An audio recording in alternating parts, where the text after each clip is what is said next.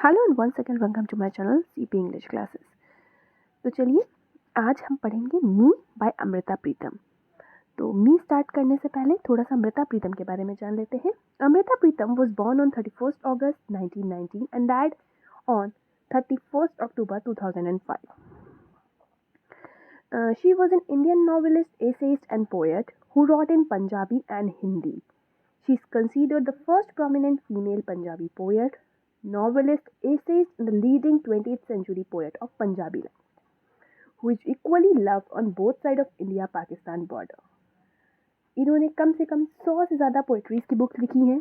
ये Indian poet हैं। Partition के टाइम पे ये इंडिया आई थी। पार्टीशन के टाइम पे इन्होंने बहुत सारी ऐसी पोएम्स लिखी हैं पार्टीशन को लेकर के। ये ज़्यादातर पंजाबी में लिखती थी और हिंदी में भी कुछ पोएम्स लिखती थी। आज के टाइम पे जो हम इंग्लिश में इनकी पोएम्स पढ़ते हैं वो ट्रांसलेटेड होती हैं।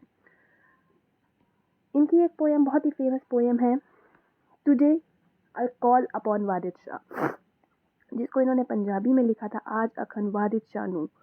ये इनकी बेस्ट पोएम है जो एक तरीके से एलिजी है।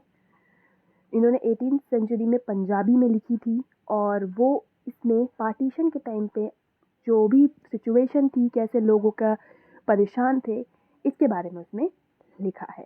इसकी भी वीडियो मैंने बनाई है, अगर आप देखना चाहें तो देख सकते हैं जाके। तो चलिए अब बात करते हैं मी की। मी क्या है? मी इनकी पंजाबी पोएम है मैं, उसका ट्रांसलेटेड वर्जन है यहाँ मी, जो इन्होंने लिखी थी कि किस तरीके का माहौल होता था जब ये जब पैदा हुई, मी जब बेटी हुई, या इस तरीके से मुझे ऐसा लगता है कि जब बेटी हुई तो कैसा एटमॉस्फेयर था उनके आसपास, उसके ऊपर इन्होंने ये लिखी है। चलिए स्टार्ट करते हैं। ये रही poem. Lots of contemporaries but me is not my contemporary. बहुत समकालीन था पर मेरी समकालीन नहीं थी। मतलब बहुत सारी ऐसी चीज़ें थीं जो उस समय में समकालीन यानी एक जैसी हुआ करती थी, पर मैं मेरे समकालीन नहीं थी। मीन्स मैं अपने ही टाइम में, एक तरीके से उनके टाइम में बहुत सारे ऐसे थे जो उस टाइम में साथ में चीज़ें, समकालीन का मतलब होता है सेम ही टाइम में जो चीज़ें हुई। तो बहुत सारी चीज़ें ऐसी थी जो सेम टाइम में हुआ करती थी, पर ये इनको ऐसा लगता है कि ये खुद की समकालीन, ये खुद के लिए उस समय में समकालीन नहीं थी। My birth without me was a blemish offering on a collection plate, a moment of flesh imprisoned in flesh. कह रही मैं एक ब्लेमिश थी। क्या कि मैं के बिना पैदा हुई, और ऐसा लगता था, मतलब मैं के बिना पैदा हुई यानी मैं तो पैदा तो हो गई लेकिन मुझ में कोई मैं वाली बात नहीं थी। मतलब मेरे खुद का कोई अस्तित्व नहीं था, और मैं ऐसा लगता था कि पुण्य की थाली में मैं कोई अपराध की निशानी हूँ। मांस में फंसा हुआ क्षण, मांस का एक क्षण, मतलब ऐसा लग रहा था कि लोग पुण्य की थाली, कोई बच्चा होने वाला तो वो पुण्य की थाली में मैं पैदा हो गई, तो ऐसा लगा मैंने अपराध कर दिया पैदा होकर के। तो इसलिए कह रही हैं कि ये ब्लेमिश थी, पुण्य की थाली का एक ब्लेमिश, एक धब्बा थी। And when to the tip of this tongue of flesh some word comes, it kills itself. और जब भी इस जुबान पे, इस मांस से बनी हुई जुबान पे जब भी कोई बात आती थी तो वो बाहर निकलने से पहले खुद को मार लेता था। मतलब वो शब्द बाहर आता ही नहीं था, वो शब्द अपने आप को मार लेता था कि वो कहीं पे भी खुल के अपने विचारों को प्रकट नहीं कर सकती थी। तो इस वजह से ये इन्होंने यहाँ लाइन कही है कि जो मांस की बनी जुबान थी, इस पर जब कोई भी बात आती थी कहने के लिए तो कह नहीं सकती थी, इसलिए उस शब्द को अंदर ही मार लेती थी। It's safe from killing itself. It descends to the paper where a murder happens. और वो क्षण क्या होता था, वो खुद को मार लेता था, और मतलब जुबान से नहीं निकलता था और कागज पे उतर जाता था।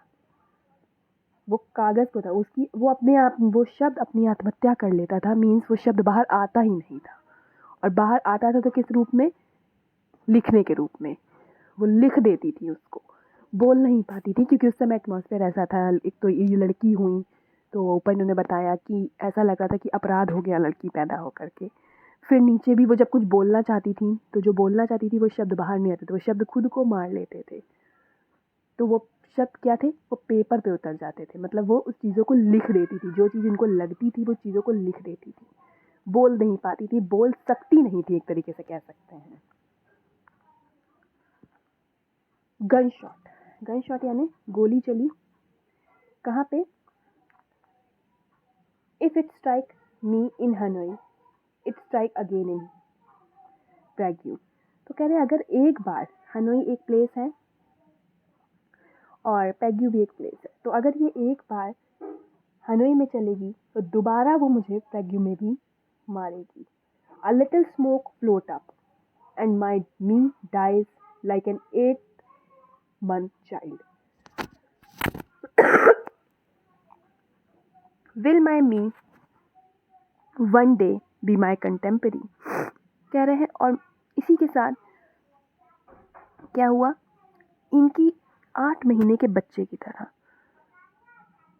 8 महीने की बच्चे की तरह मर जाता है मेरा मैं का मतलब मेरे अंदर जो भी ईगो, मेरे अंदर जो भी खुद के लिए आवाज़ उठाने की बात, यहाँ देखिए मैं का मतलब होता है खुद के लिए आवाज़ उठाने का मतलब, अपने बारे में सोचना। तो वही वो बोल रहे हैं कि मेरा मैं, मतलब मैंने जो सोचा था कि मैं अपने बारे में अपने लिए आवाज़ उठाऊंगी, तो मेरा मैं जो है वो 8 महीने के बच्चे की तरह मर जाता है। फिर वो सोचती हैं कि क्या कभी कोई ऐसा दिन आएगा कि मैं मेरी समकालीन बन जाऊंगी, मतलब क्या कभी ऐसा दिन आएगा कि मैं अपनी बातों को लोगों के सामने रख पाऊंगी इंस्टेंट ऑफ पेपर में लिखने से के बजाय। तो इन्होंने ये कहा है कि मैं जब हुई तो लोग, ऐसा लग रहा था कि मैंने हो करके कोई अपराध कर दिया, लड़की होकर के अपराध कर दिया है, जैसे कि पुण्य की थाली में अपराध पैदा हो गया हो।